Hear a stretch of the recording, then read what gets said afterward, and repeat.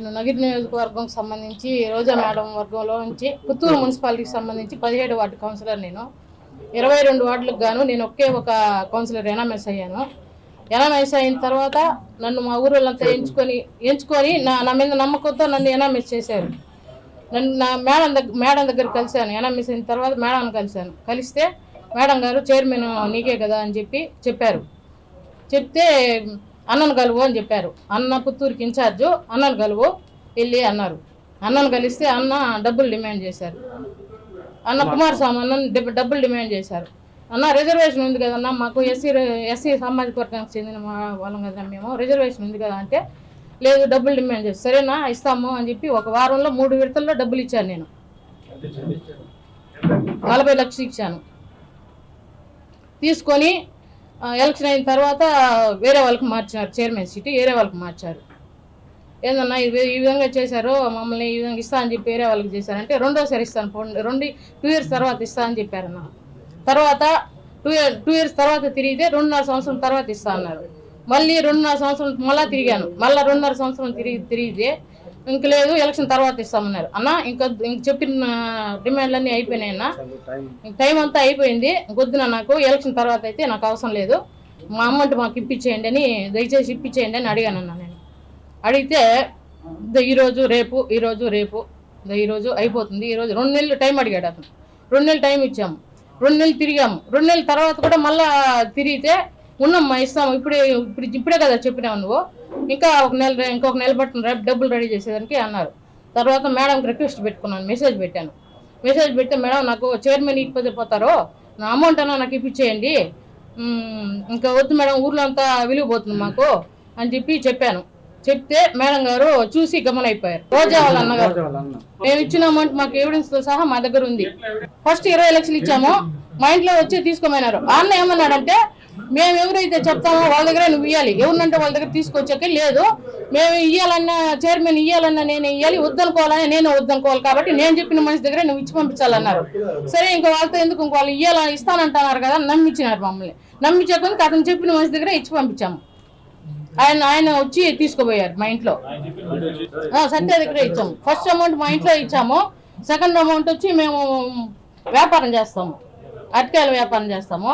అక్కడ మండి ఇక్కడికి వచ్చేడికి అర్జెంటుగా అన్నది అమౌంట్ అన్నాడు అనేసరికి మా ఆయన ఎత్తుకుపోయి ఇచ్చిన 2 సార్లు. దానికైతే ఎవిడెన్స్ లేదు, ఫస్ట్ ఇంట్లో ఇచ్చిన దానికి మాత్రం ఉంది.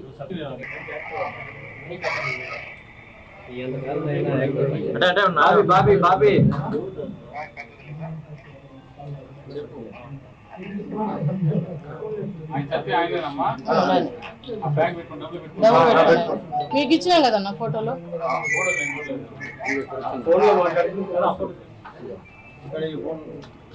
సౌండ్ పెట్టండి.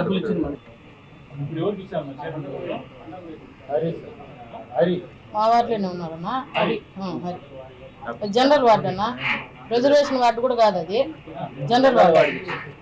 3 రిజర్వేషన్ వార్డులు ఉన్నాయి, జనరల్ వార్డుకి ఇచ్చారు. జనరల్లో గెలిచినారు, జనరల్లో ఇచ్చారు. అప్పులు తీసిన డబ్బులకి ఇంట్రెస్ట్ కట్టుకుంటున్నాం మేము, వ్యాపారాలు చేసుకుని చిన్న వ్యాపారస్తులు మేము. డబ్బులు అడిగినట్టు ఎవరికి చెప్పొద్దు, చెప్తే మేము ఇబ్బందులు పడాల్సి వస్తుంది మీరు అనే విధంగా చెప్తాను. రోడ్డు మీద బతకలేరు మీరు అని చెప్తానన్నా. మేమేం తప్పు చేయలేదన్నా, వాళ్ళే పిలిచి మాట్లాడారు, అమౌంట్ అడిగారు. మంత్రి రోజా మేడం అడిగారు. మంత్రి రోజా మేడం దగ్గర కలిస్తే అన్నను కలువు అని చెప్పారు. అన్న పుత్తూరు ఇన్ఛార్జ్ అన్న కాబట్టి అన్నే చూసుకుంటాడు ఏ విషయమైనా, మీరు పుత్తూరుకు సంబంధించిన వాళ్ళు కాబట్టి అన్న దగ్గర మాట్లాడని చెప్పారు. డిమాండ్ చేశారన్న, 70 చేశారు, మేము 40 ఇచ్చాము. మళ్ళీ నెక్స్ట్ ఇస్తామని చెప్పారు. అంటే మమ్మల్ని సీట్లో కూర్చోబెట్టినాక ఇస్తామన్నాము. మేము మళ్ళీ ప్రభుత్వ సహకారంతో సిమ్స్ వాళ్ళు నిర్వహిస్తున్న ఈ క్యాన్సర్ నిర్ధారణ శిబిరాలు ఏవైతే పింక్ బస్ తో చేస్తున్నామో అవి ఈ రోజు 150వ శిబిరం జరుపుకోవటం, అది వడమాలపేటలో చేయటం చాలా సంతోషంగా ఉంది. ఎందుకంటే మొదటి శిబిరం నగిరిలోనే జరిగింది, 50ది నగిరి నియోజకవర్గంలోనే జరిగింది, అలాగే 100, ఈ రోజు 150.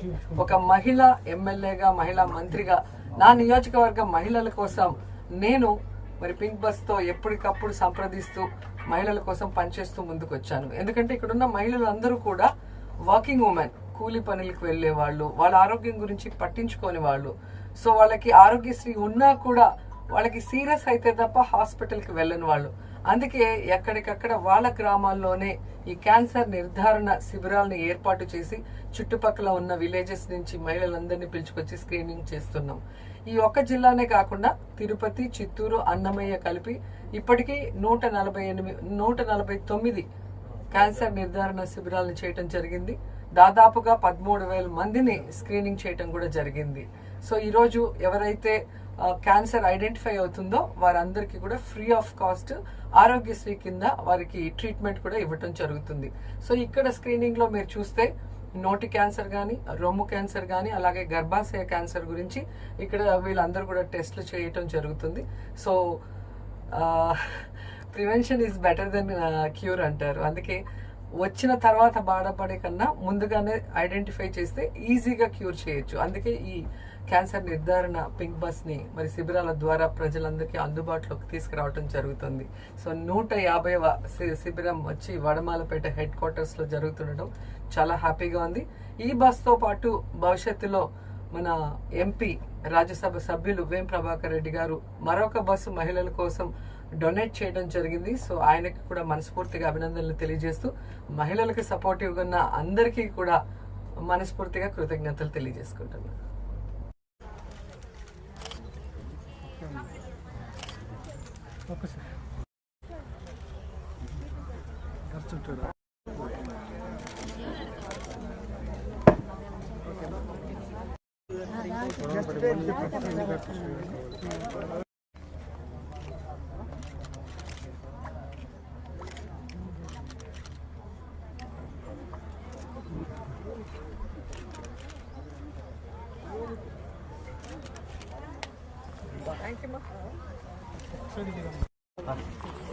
వెనక్కి రావాలి మేడం.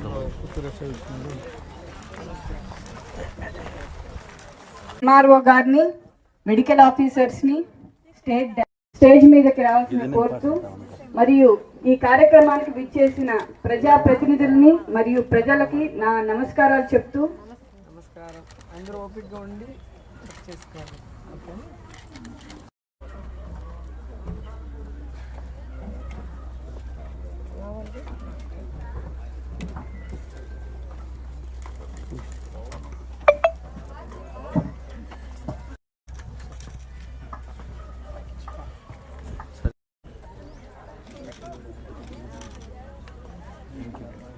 శ్రీమతి రోజా గారికి స్వాగతం. ఇప్పటి వరకు ఈ 13,000 మంది పేషెంట్లు స్క్రీన్ చేయడం జరిగింది. దాని తర్వాత క్యాన్సర్ మహమ్మారి ఎంతో మంది ప్రాణాలు తీసుకుంటున్న ఈ కష్టకాలంలో సదుపాయాలని వినియోగించుకోవాలి. ఇక్కడ మామూలుగా డాక్టర్లు పరీక్షించడమే కాకుండా అల్ట్రాసోనోగ్రఫీ, మ్యామోగ్రఫీ లాంటి అధునాతనమైన